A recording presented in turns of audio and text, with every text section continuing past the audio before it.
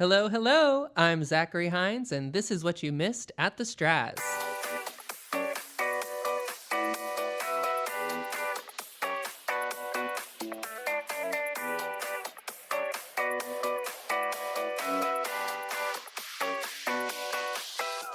Hello, I'm Zachary Hines, and I am with the lovely, how perfect. This is the perfect time for it. The lovely LeeAnn Day Douglas. Good morning. How are you? I am just wonderful. How are you? I'm good. All right, thanks for tuning in. You got your coffee, so we're ready to go. I have my coffee. We are ready to go. Now, we watched on Broadway HD. This is now our third. Is this our third podcast in quarantine? Fourth. Fourth. Oh my goodness. The fourth year of quarantine. It feels like it, doesn't it? um, for our fourth Quarantunes episode, we decided to watch She Loves Me, the 2016 revival. Yep, and I had never heard of it. Really? Yeah, I had never heard of it. And I actually did some research this time, so I have all kinds of really great information to share. So, Oh, me too. yeah. Oh, So, we'll see if we have the same I know information. it might be different. It might be the same. Who knows? But it is interesting. It was, interesting because we've been watching these movies on Broadway HD, and this was the first live streamed Mm-hmm. Broadway musical That's right. in I history. saw that. And do you know, did they live stream every performance or was it just select performances? I think it was just that one Just the performance. one. Okay. Yeah, it Mhm. was the camera work was really good.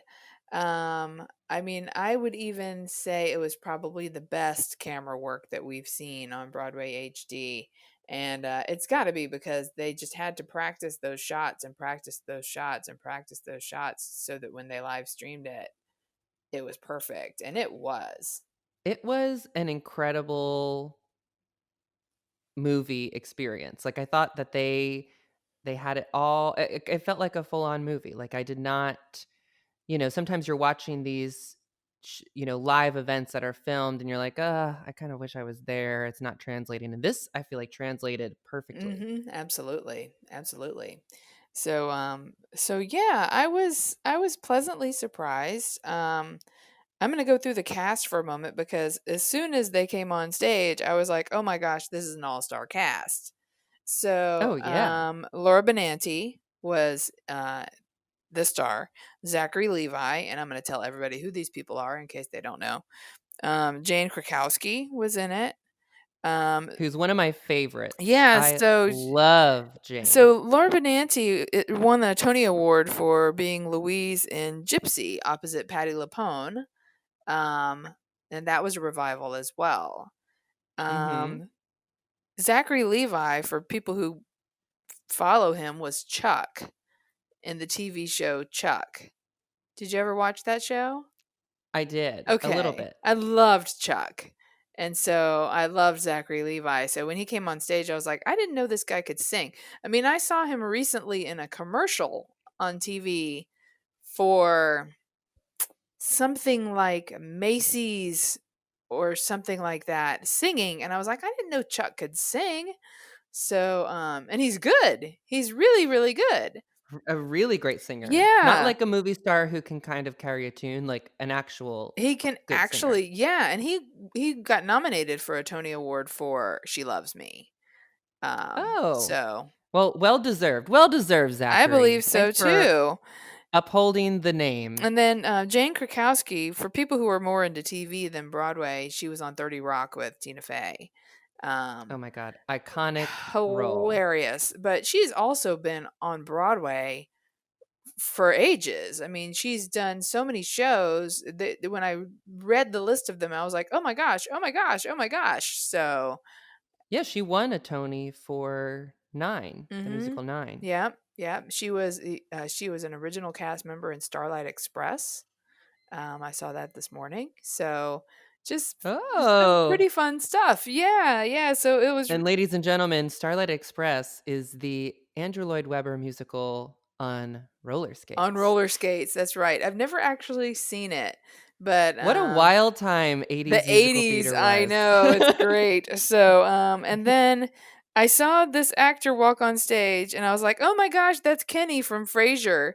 But it was, Right. Oh my god, that's it. I was, like, trying to figure out the entire time. I was like, "Why do I know him? Why do I know him?" I yep, just finished watching the entire series of Frasier. that's it. That's why you know him. So Tom McGowan was in it, and he played Kenny on Frasier, and he's been in tons of other TV and Broadway musicals and plays, and he's got tons of credits to his name. If you look him up on like Wikipedia, it's like holy cow, this guy he works.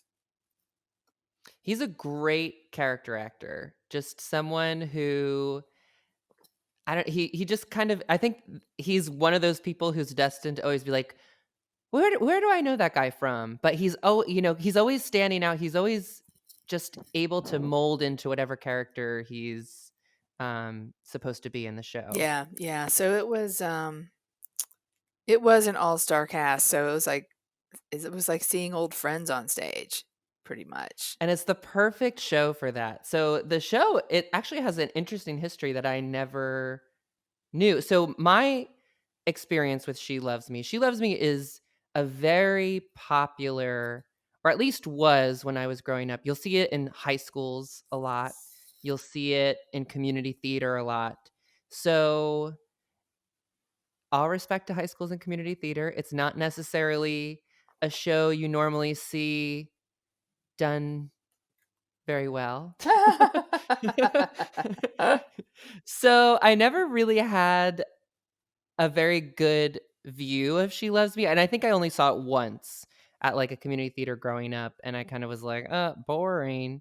And, but it has an interesting history. It started as a 1937 play by, a Hungarian playwright, Laszlo, called Parfumerie, which was then turned into a 1940 film, The Shop Around the Corner, with James Stewart and Margaret Sullivan, which then became a 1949 musical film in the good old summertime with Judy Garland and Van Johnson. And fun fact, Liza Minnelli making her on screen debut as an uncredited baby. Nice. And then the musical comes out in 1963, which is very interesting. It kind of was overshadowed by a musical I was thinking of the entire time I was watching it, Hello, Dolly, which came out the same year and beat She Loves Me for the Best Musical Tony. Oh. And then fast forward to my favorite decade, the 90s, 1998, with Tom Hanks and Meg Ryan in Nora Ephron's You've Got Mail, which is also based on Parfumerie, and has the same very similar plot. And it's interesting, this show has never won a Best Musical or Best Revival award for the Tonys, despite being revived pretty frequently. Mhm. And being it's one of those musicals that's very popular and beloved, but is not very well decorated. It's won, acting awards here and there. It's a good showcase for actors and definitely singers, but it's kind of a sleeper. Yeah, you know what it reminded me of? I don't know if you ever saw it. Did you ever see The Drowsy Chaperone?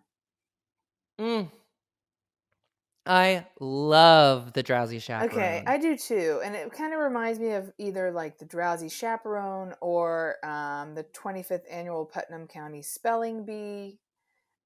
Just Really? those really cute, funny, clever shows that nobody really knows, right? Okay, yeah, You know I could see. that's how it reminds me. I mean, it's closer to the Drowsy Chaperone than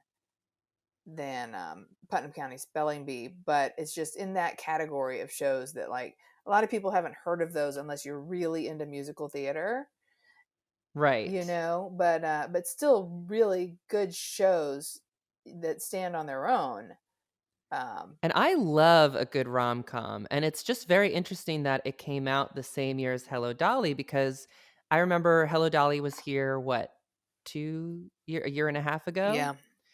and that is just such a great rom-com musical, and it just makes you feel good, has great show-stopping numbers, and this is kind of a it's interesting they came out the same year because this is also a fabulous romantic comedy, but it doesn't have the show-stopping numbers. It's far more Right. ordinary, which I think is the point. You know, it's they're the 2 lead characters are kind of every man, every woman city folk, like anyone that you would just kind of pass by. Like you Right. wouldn't really not to say that they're nothing special, but they're just kind of ordinary. And that's kind of the beauty of the show is it's ordinary life. It's an ordinary workplace romance that really kind of sprouts out in a very unexpected way. Hmm. Yeah. So the story is these two people who are working together have been writing to each other through the Lonely Hearts Club, um, actual letters, if you can imagine, back in the day when people put pen to paper and Pen pals. mailed each other letters, and they don't know that it's them. They actually hate each other, working Right. together, but they're totally in love with their pen pal, and they eventually find out it's each other. And of course, the very, very end, it ends with a kiss, and it was just so cute and so It was just such a sweet. beautiful well, and he finds out well before she does. That's So right. for about half the show, the first half they both don't know and they're in love with their dear friend but hate each other. Then they're supposed to meet up in a restaurant, which show-stopping performance by the maitre d'. Yes, the maitre d' is He had hilarious. me losing it. Yes, yes. When he was telling her, she was like, do you ever see a man come in and see the girl he's supposed to meet and leave? And he's like, don't worry, you're very well put together. Much You're better no than beauty others. queen winner. Yeah, no beauty queen, and much better than the others that I've seen, he says. Right. Yeah, yeah, it was really, really funny. He had me giggling. Mhm. But yeah, so they're supposed to meet at this restaurant. He comes in, his and that's another Ladislav, is that his name? Who Uh-huh. the Frasier Yeah. man, when he's going he goes to check on to see he's like, "Let me see, like, don't you wanna?" Because he doesn't the main character, George, is all embarrassed. He doesn't really wanna see her, and so he has his friend go see her how she looks. And he comes back and he's like, "Well, she looks a lot like Amelia. If you like the way she looks, Then then" you'll like this one, yeah, because it is Amelia. So, Right. yeah, yeah, very So he funny. eventually finds out that it's her and then kind of has a lot of fun in kind of pursuing her in a very sneaky way. But I also love the moment when, because after that, after she thinks she's been stood up, she is all depressed and calls out of work sick. And he brings her vanilla ice cream to check in on her. And she sings Ice cream, my favorite song in the he entire show, loves but the it's called Vanilla ice Ice cream. Cream. Vanilla ice cream, imagine that ice cream.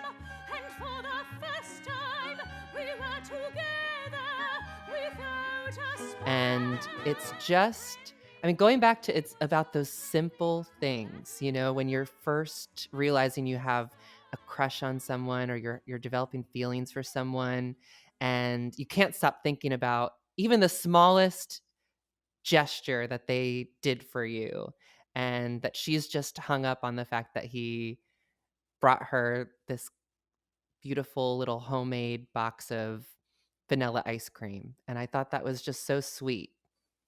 That was sweet, but that was not my favorite song. You want to know my favorite song? Really? Yes, my very favorite song was the song that um I don't even know the actor's name, but it was in the first act when he sings Ilona, which is the name of the one of the clerks Jane at the Krakowski. store, yeah, Jane Krakowski's character. And he's this Lothario that also works at the store.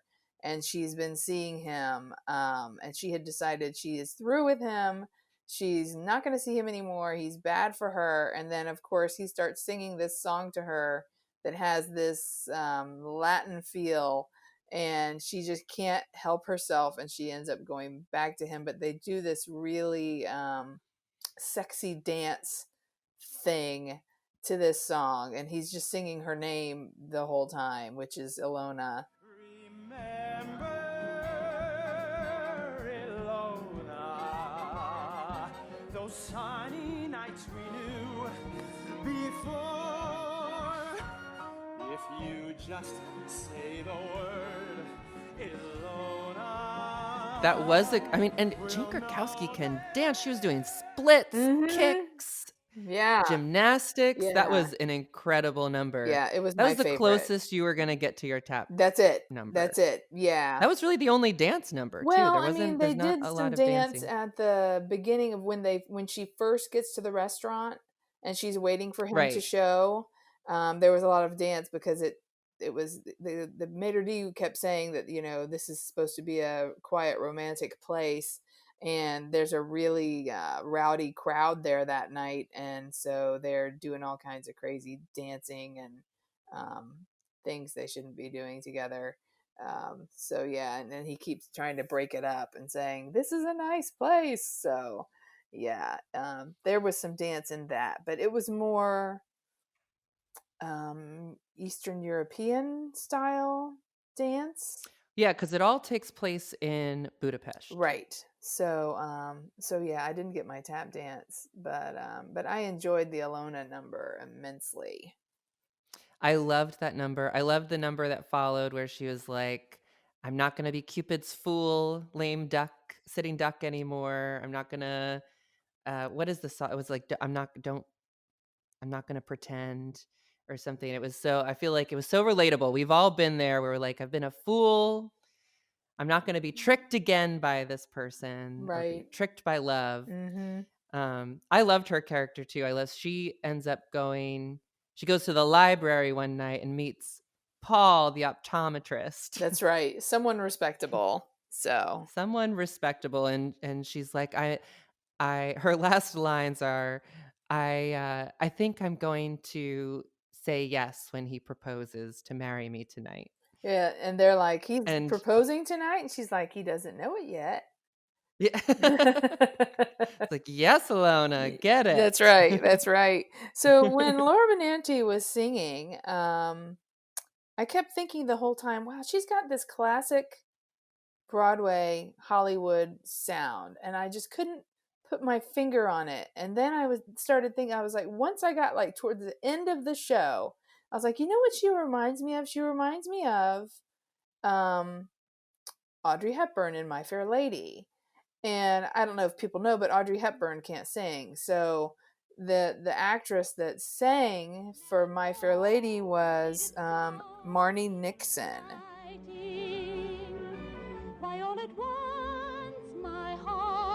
She was an American soprano that sang, and she also sang for Natalie Wood for West Side Story. And she also Oh, I didn't know that. yes, and she also sang for Deborah Kerr for The King and I. So the reason I felt like she had this classic Hollywood musical theater sound is because she's sung for all of these classic Hollywood musical theater films. So I was like, oh, that's why I like that sound. So that's what Laura Benanti sounded like to me. Yeah, she does have that very classic soprano, and it just is so perfect for this role too. Like it just makes you fall in love with her and kind Mm-hmm. of it's like an empathetic sound. Yeah, yeah. So very charming too. Have you ever so a lot of this is based on, when two people have feelings for each other, they treat each other poorly. And Have you ever been in that situation? Have you ever crushed on someone and treated them like crap? yeah. No, not really. I've never been in I've that never been in that situation. either. Mm-mm. I mean, I remember when I was a little kid, if a little boy was kind of teasing you or treating you crappy, I remember people saying, "Oh, it's just because he likes you." But I never quite understood that or got that, Right. It doesn't really make any sense. that doesn't make any sense. But other than that, like not in my adult life have I ever had that situation. There have been times where, like, I've had a crush on someone and I could see maybe it comes off mean because I get even more awkward, so you say things that don't come out the right way. So are you awkward That and sarcastic? Is that what you're trying to say? I mean, maybe, I don't know. I feel like but none of it was ever like, you know, a rivalry or anything like that. Right, right. Yeah. No, I can't say that I've ever experienced that. Or like trying to avoid the person because you just get so nervous. Now, have you ever had a pen pal? Not even like a romantic pen pal, but a pen pal generically? Because, I mean, the fact that these people were writing each other letters in this day and age when people don't write letters. Oh my goodness. It made me want to start writing letters. Mm-hmm. What a perfect time, quarantine. We should start pen pals. I think Let's bring so. back pen pals. Let's bring back pen Yeah, I pals. used to have a pen pal it was my high school best friend, and she was a cruise ship entertainer. So she was on cruise ships, which these days no cruise ships, but she was the entertainment. So they had, all those musicals and stuff that they do on cruise ships to keep people entertained. She was one of those people. And so when she left, we started writing letters back and forth, and it took forever because she'd have to get into doc to be able to actually post the letter, and then Right. it would get to me eventually, and then I'd mail back, and then she'd have to get into doc to get the letter. So it could be 3 weeks at a time before, just like one letter. So we were pen pals for a really long time. But I haven't written letters recently. I wrote some letters to my niece, and Oh, she really liked it. And my sister will write me letters every now and again. But I need to get back into that because I really do enjoy sitting down and writing a letter, and we certainly have the time. we certainly do. I always try to write thank you notes, like personalized handwritten thank yous. But I think like a check-in letter, just a hey, I am doing this. This is what happened to me this week. This is what's going on in my life. And yeah, because I had a pen pal in middle school that it was like this big program. I think she was in somewhere in Asia. I don't even remember. I don't remember her name. I'm so sorry. Sure she's holding on to my I'm letters. sure she is. I'm sure I she can is. only imagine what little Zach wrote. I was pretty sassy. Yeah, you were. I mean, Yeah. Oh, you think I'm sassy now? you were more Ooh. sassy? Oh, yeah. I was just telling. Okay.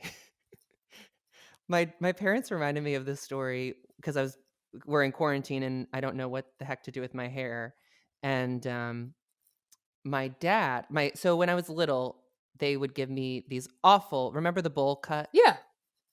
Ugh, I hated the bowl cut, and I was done with it. I was, like, 5 years old, and I was done with the bowl cut. So my dad took me to his salon, and I was explaining to the hairdresser that I did not want the bowl cut anymore, and she tried to explain this nonsense that the only option was to buzz cut my hair, or I'd have to have some kind of version of the bowl cut because of layers or whatever, which I still don't understand to this day.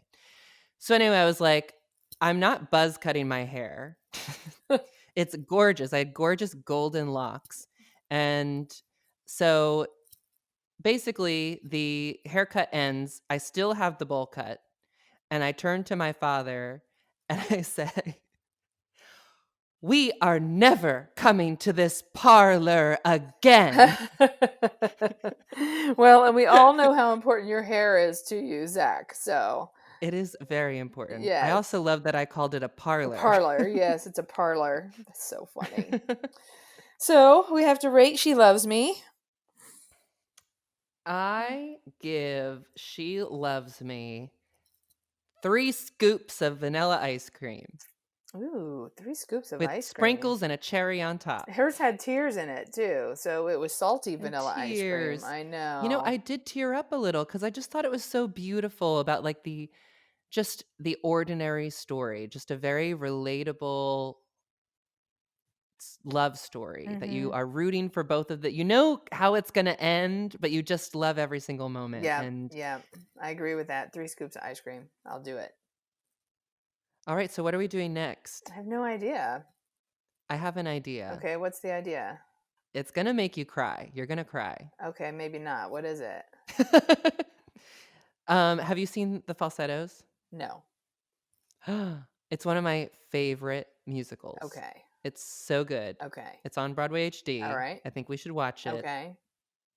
And you're going to make me cry. You're definitely going to cry. Okay, we'll see. If you don't cry, Then I we're have going to a have to have heart of steel. Yeah. yeah, we're going to have to figure things out. Okay. All right. Sounds good. P.S. listeners, star of She Loves Me, Laura Benanti, is doing a really amazing thing during this